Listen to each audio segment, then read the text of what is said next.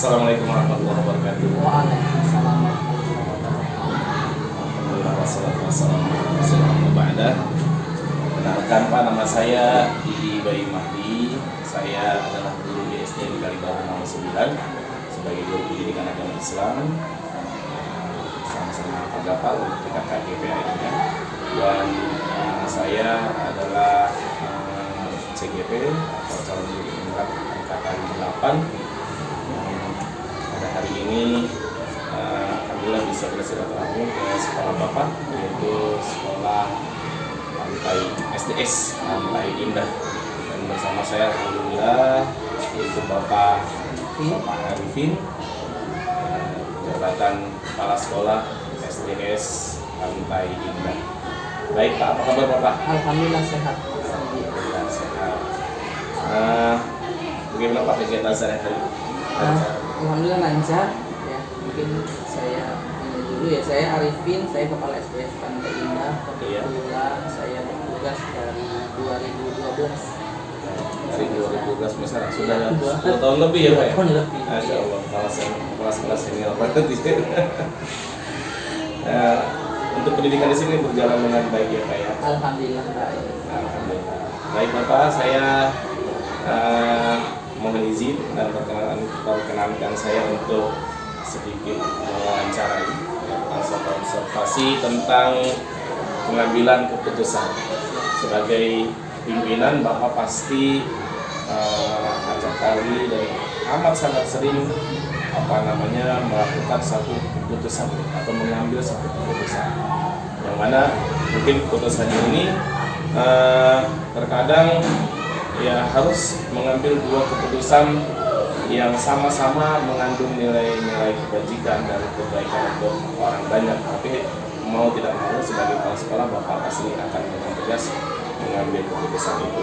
Nah, itu disebut dengan dilema etika ya Pak, dalam kita dalam teori. Kemudian juga ada terkadang juga kita harus mengambil keputusan walaupun agak bertentangan. Misalkan satu contoh, ketika kita harus menaikkan anak-anak dengan nilai akademik yang rendah, misalkan di bawah KKM, tapi kehadirannya banyak. Ini kan agak dilema juga, tapi itu bisa dikatakan atau dikategorikan pada rujukan moral Pak. Nah, berkenaan dengan keputusan Pak, selama ini bagaimana Bapak dapat mengidentifikasi kasus-kasus yang merupakan dilema etika atau rujukan moral? Kira-kira seperti apa Pak? Ya, baik. Untuk kasus-kasus seperti ini memang kita sering menjumpai. Saya sebagai kepala sekolah, baik itu terhadap guru maupun terhadap murid.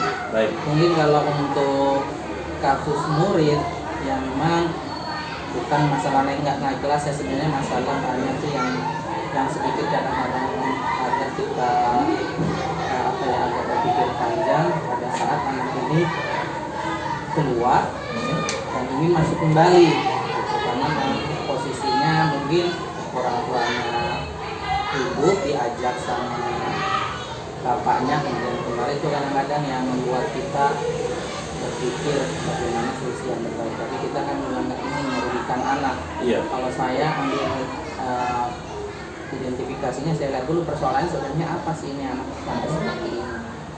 Kemudian saya biasanya berembuk nih dengan di sini sih saya ngambilnya guru senior ya. Iya. Dengan wakil kepala sekolah, baiknya gimana kalau saya memang berpendapat anak tidak boleh rugi.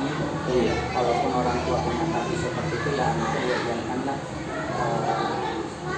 jangan sampai jadi korban. Biasanya saya sih ambilnya keputusan ya kita bareng-bareng ya kita terima aja supaya anak ini bisa sekolah kembali. Itu kalau kasus murid ya. Iya. Kalau kasus guru juga kita sering sih mengalami seperti itu, yang cukup dilema buat kita. Biasanya itu kasusnya seperti dia nggak ngajar-ngajar selama beberapa hari. Saya cari informasi, ternyata dia nungguin ibunya di rumah sakit.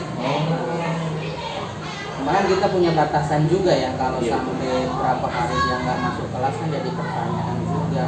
Akhirnya bagaimana yang terbaik untuk supaya si guru juga punya tugas yang namanya takdirnya sih nggak ada yang bisa gantiin kecuali dia. Iya. Jadi ini gimana supaya sekolah nggak rugi, dia sendiri juga berbakti kepada ibunya. Ya kita cek sih juga ke apa rumahnya, siapa lagi sih mampunya apa namanya bisa ganti atau gimana ya udah. Akhirnya kita ambil keputusan, ya sudah kita kasih batas waktu sampai berapa hari dia nunggu. Kalau sudah lewat itu ya coba koordinasi kembali bagaimana solusinya supaya ini anak nggak rugi, sekolah juga nggak rugi. Akhirnya sepakat dengan teman-teman sementara di awal mungkin kita ambil aja dulu tugas saya biasanya dan seperti itu sih untuk kasusnya untuk aplikasi pengambilan keputusan tadi apa ya. Kemudian kalau dalam menjalankan pengambilan keputusan itu Pak di sekolah Bapak, terutama untuk kasus-kasus seperti yang tadi atau yang lainnya, ya, di mana ada dua kepentingan yang sama-sama memang benar atau sama-sama mengandung nilai kebajikan, itu seperti apa Bapak cara menjalankannya gitu? Kalau untuk mengambil keputusan memang saya nggak langsung mengambil itu aja, mungkin saya pertama sih lihat dulu persoalannya apa, kemudian kita cari-cari informasi, kita coba tahu permasalahan yang kita hadapi seperti ini, yang baru kemudian saya berkoordinasi nih. Kalau saya terus terang karena di sini adanya wakil kepala sekolah dan guru senior, ya itu biasanya saya ambil pendapatnya, saya minta pendapatnya, musyawarah apa yang terbaik untuk sekolah, terbaik juga untuk teman kita supaya tidak ada pun gitu.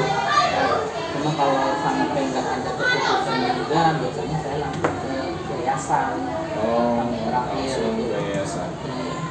Baik Pak, ini alhamdulillah sangat ini sekali Pak ya, karena tersusun rapi untuk cara menjalankan keputusan. Lalu Pak, langkah-langkah atau prosedur seperti apa yang biasanya Bapak lakukan selama ini dalam pengambilan keputusan? Ya, untuk langkah-langkahnya setelah kita tahu permasalahannya, mungkin kalau ringan-ringan saja sih kita biasanya teguran antara lisan. Kalau agak berat biasanya pakai surat SP1 dan lain-lainnya. dan lain-lain. Itu sih yang bisa saya ambil. Kemudian hal-hal apa saja Pak yang selama ini Bapak anggap efektif dalam pengambilan keputusan pada kasus-kasus di dunia etika tadi yang semua dua-duanya benar sebenarnya gitu, diambil salah satunya, tapi harus memang diputuskan salah satunya yang memang lebih mungkin mengandung kebijakan universal dan lain sebagainya.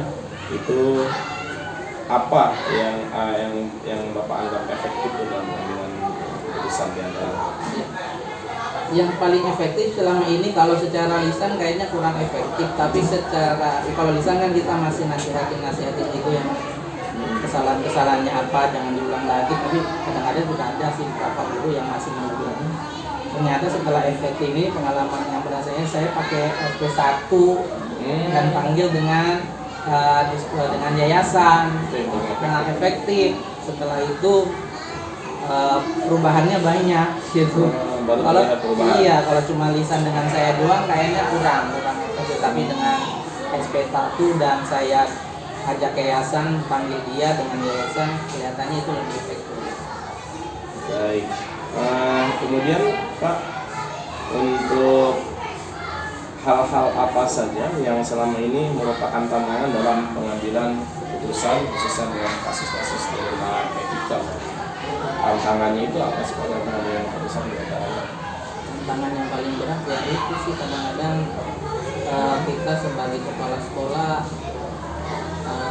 berat karena di satu sisi dia guru juga yang sudah cukup lama, kemudian juga ada kedekatan secara mungkin masih ini yang paling berat memang kalau dulu kita masih ada saudara lah ya itu yang kadang-kadang agak merembet kalau kita masih ada ikatan saudara dengan guru tersebut, sehingga ini bisa melibatkan keluarga. Jadi itu sih sebenarnya yang paling berat mengambil keputusannya. Kadang-kadang saya berpikir bagaimana caranya supaya keputusan ini hanya berlaku di sekolah tapi tidak sampai keluar karena masih ada ada efek atau imbas iya, keluarga karena di sini banyak keluarga ya masih ada ikut. hubungan lah Secara famili ya Pak. Iya, secara famili. Kemudian untuk mengatasi tantangan itu solusinya diantaranya apa ya Pak yang sudah dilakukan?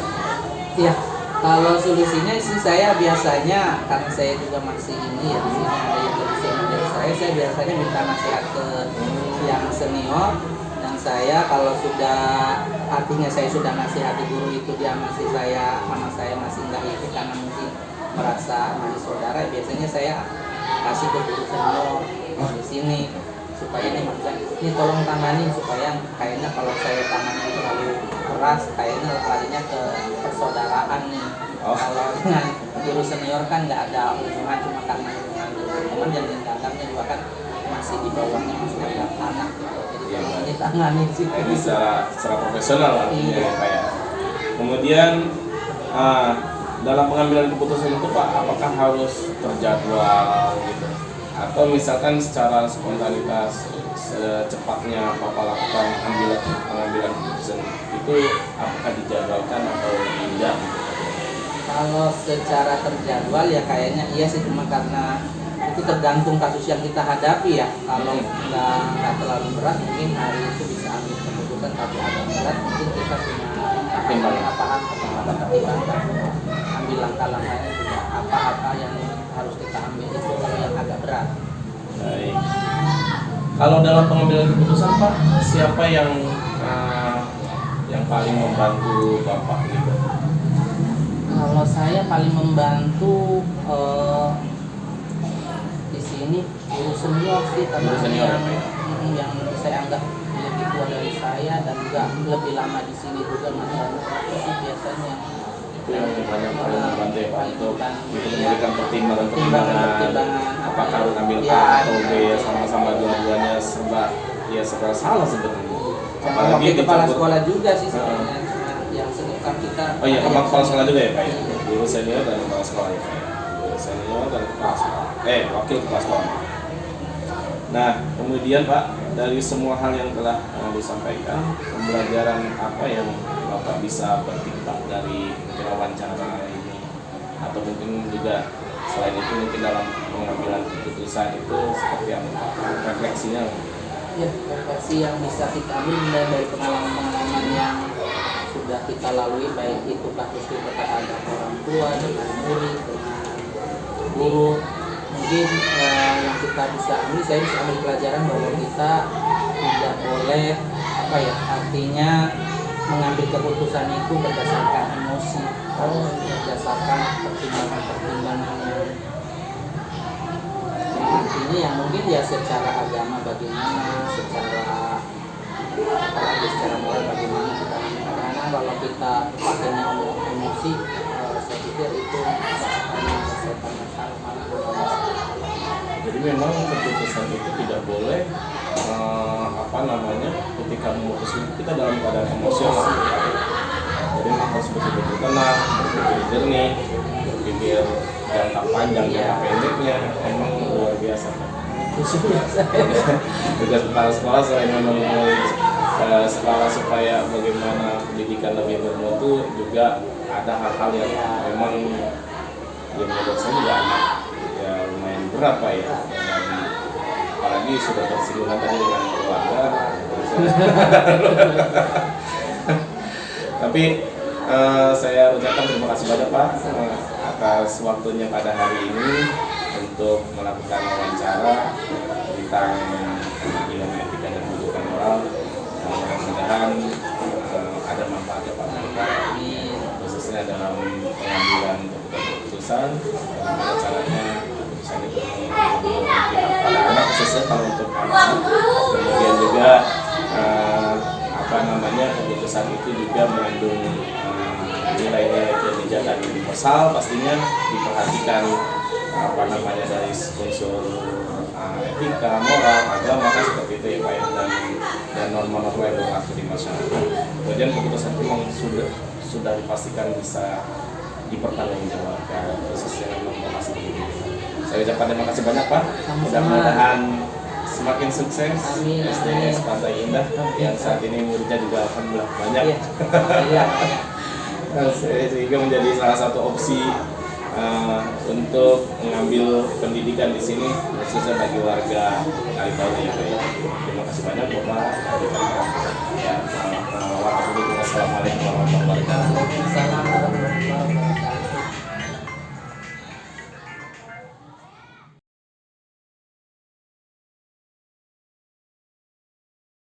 Assalamualaikum warahmatullahi wabarakatuh. Waalaikumsalam warahmatullahi wabarakatuh.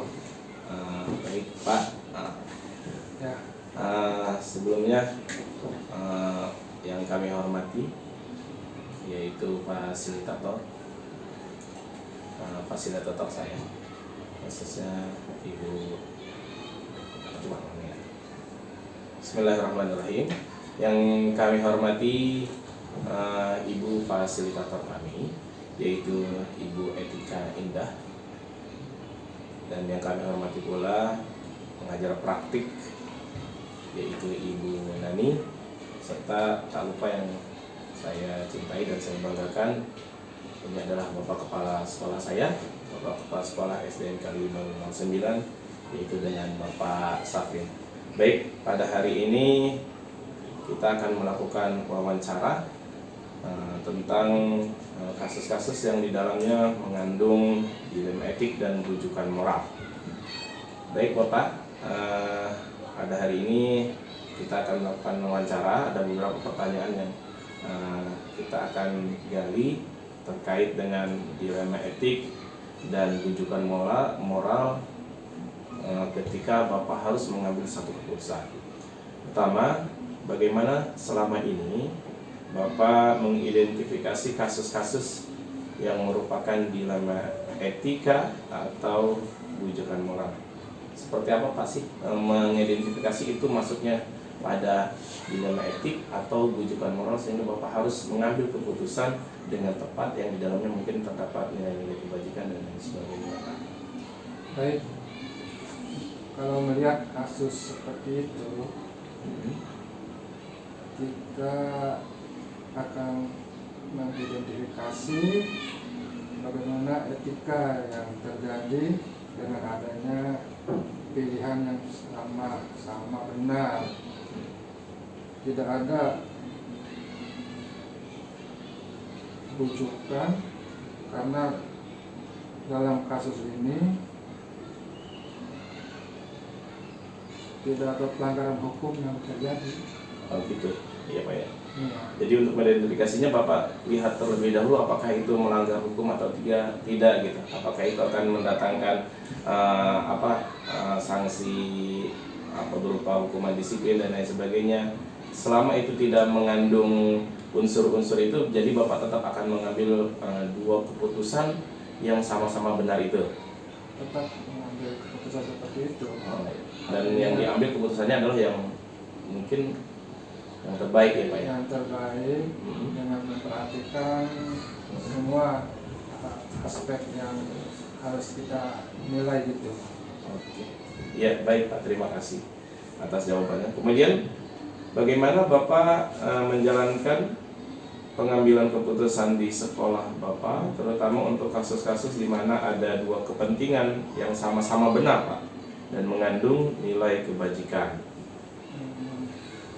Dalam mengambil keputusan kasus-kasus seperti itu, kita selalu diajak musyawarah dengan para wakasek maupun guru-guru senior yang ada dalam satu unit satuan pendidikan ini, seperti di SDN Kalibaru 09. Kita selalu melibatkan guru-guru senior, ditambah dengan yang utama ya wakasek, artinya di bidang-bidang kesiswaan, yang mana mereka selalu melihat setiap permasalahan ataupun kasus-kasus yang ada itu diselesaikan selalu dengan musyawarah. Oh, jadi seluruh kasus dimusyawarahkan terlebih Kalaupun dahulu. lebih lanjut, kita orang tua panggil, ada apa dengan anak ini? Iya. Kalau selama ini begini, kemudian orang tuanya diajak dari unsur orang tua juga kita perhatikan. Oh, baik. Jadi Tingkat selain pendidikannya, karakter, lingkungannya, gitu. Semuanya ada identifikasi ataupun semacam observasi. Ada yang harus kita perhatikan beberapa instrumen yang mungkin nanti kita kasih ke orang tua. Ini latar belakang anaknya seperti apa kalau ada kasus seperti ini. baik Pak. Ditambah dengan referensi dari para ahli, kita padukan Baik. sehingga menyelesaikan suatu permasalahan yang terbaik. Oke. Sehingga menghasilkan satu keputusan yang terbaik ya Pak ya. Iya. Kemudian langkah-langkah atau prosedur seperti apa Pak yang biasanya Bapak lakukan selama ini dalam pengambilan keputusan? Selain tadi mungkin bermusyawarah, yang ketiga itu tentunya Bapak mungkin punya langkah-langkah jitu nih dalam mengambilkan keputusan yang cepat dan tepat misalkan. Ya, keputusan yang kita ambil itu yang diterima oleh semua pihak, lewat guru, wakas, kemudian keputusan itu tidak otoriter. Tidak otoriter. Harus memperhatikan bagaimana sebuah kasus permasalahan itu yang kita lihat, apakah itu perlu ditindaklanjuti atau memang itu memang biasa-biasa aja. Pokoknya keputusan bersama yang kita ambil dengan melihat langkah-langkah penyelesaiannya itu. Baik Pak, sudah sangat baik sekali ya Pak ya. Iya. Kemudian hal-hal apa saja selama ini yang Bapak anggap efektif dalam mengambil keputusan pada kasus-kasus dilema etika? Itu mungkin selama ini Bapak misalkan pernah mengalami satu kasus di mana anak ini secara nilai akademik dia tidak memenuhi nilai KKM misalkan gitu. Tapi satu sisi anak ini kehadirannya full dan etikanya juga baik. Nah ini kan harus diambil keputusan yang menurut Bapak paling efektif itu seperti apa Pak? Ya. Ketika mengambil satu kasus seperti ini lah contoh misalkan. Hal-hal seperti itu untuk langkah-langkahnya kan ada penilaian secara akademik, ada yang non akademik. Dari mereka peserta didik ini kan ada yang bakat yang menonjol. Terus kalau di luar akademinya kita lihat menonjol, ya itu akan mendukung dan membantu menyelesaikan nilai KKM yang kurang. Jadi bisa kan sekarang itu belajar itu manajemen sekolah semua, MBS manajemen basis sekolah. Kita tidak terpaku hanya pada KKM itu. Nah belajarnya kita lihat kelebihan dan prestasi bakat minat siswa itu kan macam-macam. Ada yang di olahraga, ada yang cabang-cabang lainnya. Nah semua itu akan mendukung nilai-nilai KKM yang tadi. Jadi itu akan terbantu. Jadi Bapak mengambil keputusan ini kita tetap berusaha anak itu tetap mengikuti nilai KKM, tapi kalau istilahnya naik kelas, kita naikkan kelas. Di luar itu kita akan usaha dengan remedial, kita observasi kelemahannya di mana anak ini. Jadi tidak ada anak yang tidak bisa. Kalau istilahnya teori belajar itu, anak dalam keadaan bisa punya potensi semua nanti dia. Baik, jadi menurut Bapak untuk mengambil satu keputusan yang efektif harus dilihat dari berbagai macam sudut pandang ya Pak ya. Beberapa aspek yang mesti diperhatikan, tidak hanya dalam satu aspek saja. Karena dalam nilai akademik saja dilihat, karena nilai akademiknya tidak memenuhi, sudah tidak naik, tidak seperti itu ya Pak dalam mengambil keputusan. Ya, juga kita lihat etika sopan santunnya, ya, tata keramanya, itu kan apalagi kita sekarang kurikulum merdeka, ya, karakter anak kita lihat semuanya akan mendukung gitu ya. Kemudian Pak, ada tidak sih tantangan dalam mengambil satu keputusan, ini untuk yang pertanyaan kelima kita Pak, yaitu tantangan apa saja yang Bapak hadapi nih selama ini dalam mengambil satu keputusan pada kasus-kasus dilema etik seperti tadi misalkan contohnya. Tantangannya itu apa sih Pak kurang lebih di sini? Tantangannya artinya ini orang tua kan berperan penting. Iya.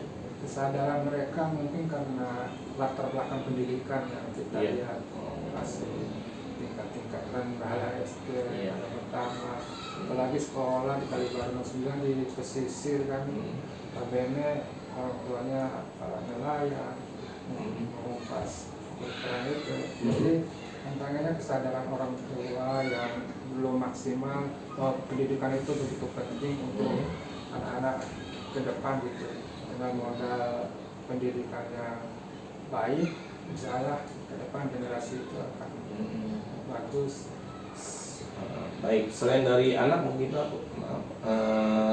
mungkin ada faktor lain mungkin selain dari orang tua tadi mungkin dari Lingkungan juga Lingkungan juga. mempengaruhi. lingkungan di sini keadaannya. Ya ada dipengaruhi teman-teman Gitu, secara pribadinya ya. secara pribadi. Terus di sini kita lihat juga beberapa teori bahwa orang tua dan siswa yang yang utama orang tua berpendidikan rendah itu pasti Sangat berpengaruh ya, sangat ada anak berpengaruh. ini. Kemudian untuk yang keenamnya Pak, yaitu apakah Bapak sudah memiliki sebuah tata kelola atau jadwal tertentu dalam menyelesaikan kasus dilema etika? Apakah Bapak langsung menyelesaikannya di tempat atau misalkan memiliki satu jadwal yang harus diambil keputusan itu pada hari itu juga, atau mungkin dijadwalkan atau mungkin spontanitas? Nah, itu seperti apa Pak dalam mengambil keputusan? Kalau melihat kasus-kasus seperti itu tidak ada jadwal khusus. Tidak jadwal khusus. Ya kita langsung menyelesaikan melihat kasus seperti itu dipanggil, lihat ini segera diselesaikan dengan musyawarah guru, orang tua. Bagaimana anak keberadaannya di lingkungan seperti itu, pasti ada hal-hal yang perlu ditanya pada orang tua juga. Langsung pada waktu itu kita selesaikan. Eksekusi ya Pak ya, langsung diputuskan Supaya tidak berlanjut. Kalau di nanti pasti nanti tidak bisa menyelesaikan masalah. Artinya begitu ada masalah langsung diselesaikan, tidak berlarut-larut ya Pak ya. Jadinya ya masalah itu harus segera diselesaikan supaya tidak zero masalah ya, zero problem Pak ya.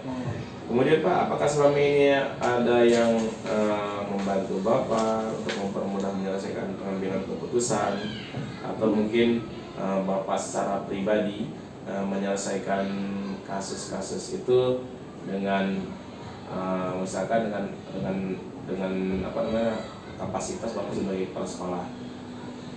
Apakah dibantu juga dengan rekan-rekan guru yang lain atau bagaimana biasanya Pak kalau Bapak dalam pengambilan keputusan? Untuk pengambilan keputusan seperti itu kita melibatkan wakasek dan guru-guru senior serta komite juga kita libatkan kalau ada masalah seperti itu.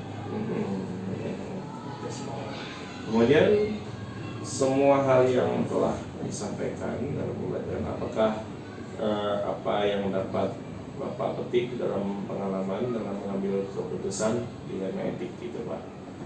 Jadi selama ini misalkan Bapak pernah mengambil satu keputusan yang mana itu mungkin ada pelajaran atau hikmah ketika harus mengambil satu keputusan yang dua-duanya benar sebetulnya gitu, tapi memang Bapak harus tetap ambil dengan berat hati misalkan, tetap harus diambil itu gitu satu keputusan. Itu pelajarannya atau hikmahnya itu ada tidak sih Pak sebetulnya? Ada hikmahnya untuk masalah-masalah seperti itu. Untuk pengambilan keputusannya adalah perlu mempertimbangkan budaya yang ada di sekolah itu, lingkungannya gitu.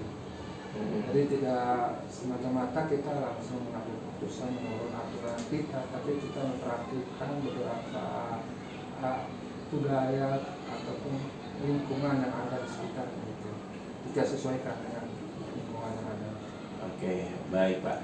Terima kasih banyak Pak sudah mau diwawancarai dan sudah mau juga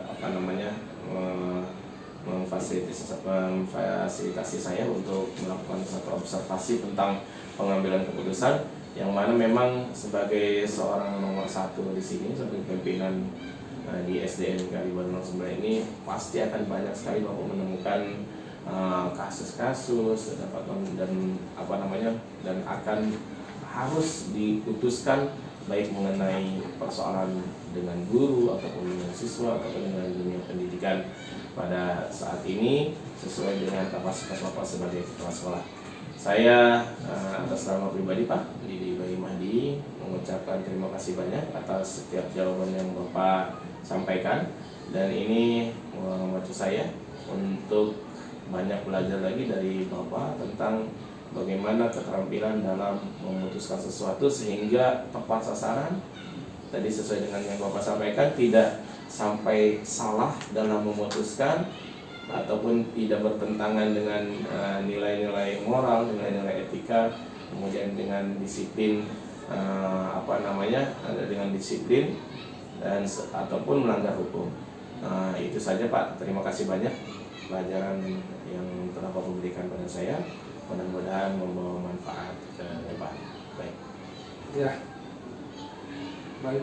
Terima kasih Pak Didi udah berkesempatan untuk wawancara tentang beberapa kasus yang memang perlu diselesaikan. Saya berharap untuk Pak Didi yang sedang menjalankan tugas sebagai guru penggerak, berbagai banyak ilmunya yang didapat nanti mudah-mudahan bisa ditularkan ke teman-teman di sekolah ini, bermanfaat untuk kebaikan dan melanjutkan kualitas untuk pendidikan yang ada di Kalibaru 09. Itu ada harapan dari saya selaku kepala sekolah di SDN Kalibaru 09. Terima kasih. Ya. Assalamualaikum warahmatullahi wabarakatuh. Waalaikumsalam warahmatullahi wabarakatuh. Terima kasih banyak Bapak.